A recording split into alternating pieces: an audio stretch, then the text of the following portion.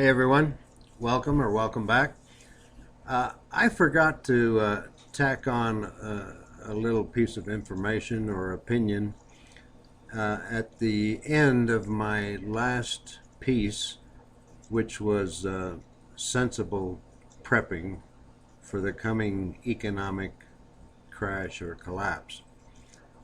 And that piece of information is this. This kind of prepping is a win-win situation.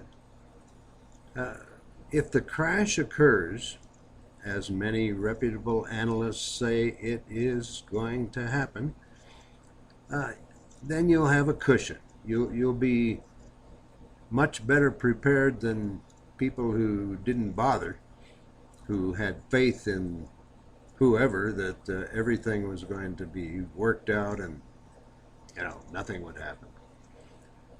You'll be better cushioned than they are. You'll be more comfortable than they are. You'll be less desperate than they are. But let's say it doesn't happen. Let's say there is no big crash, or maybe it's just a more or less minor downturn in the economy. I was going to say like 2008, but that wasn't exactly minor. But nobody died or went crazy or shot themselves over it. Let's say it doesn't happen.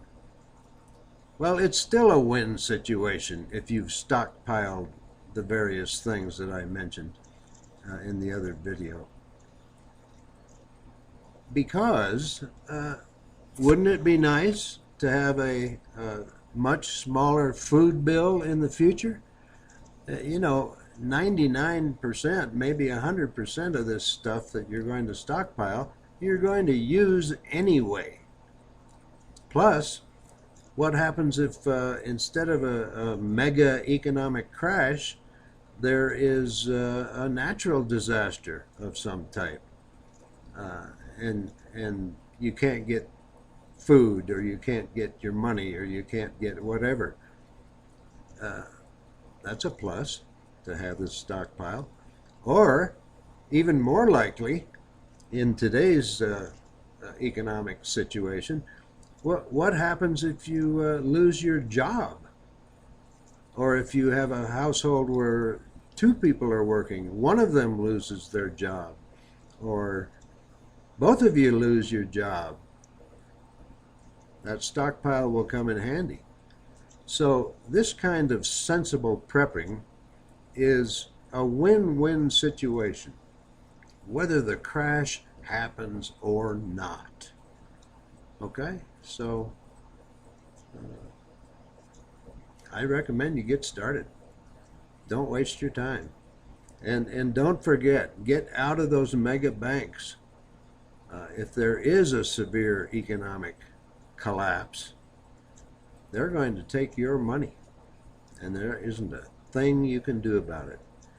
Now, I failed to mention last time also that the reason that the G20 are allowing this kind of seizure of your money by the mega banks is because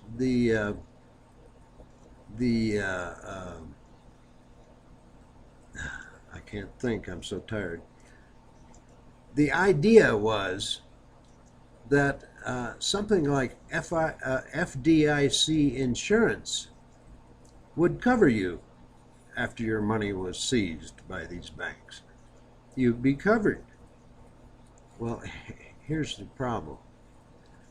The FDIC kitty, or fund, has about $46 billion in it. The money deposited in banks by all of us, by all of the depositors, is in the trillions of dollars. They can't cover even half of what they're supposed to. Not even a fifth, not even a tenth.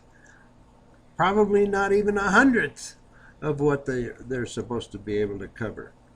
So don't think your deposits in the bank are covered by FDIC.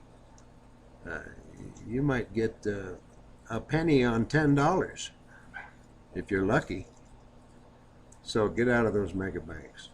And don't forget, this is a win-win situation, whether the crash happens or it doesn't happen.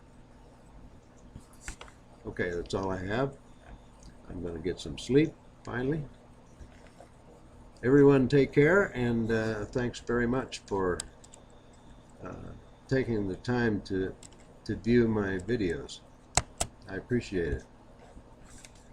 Be well.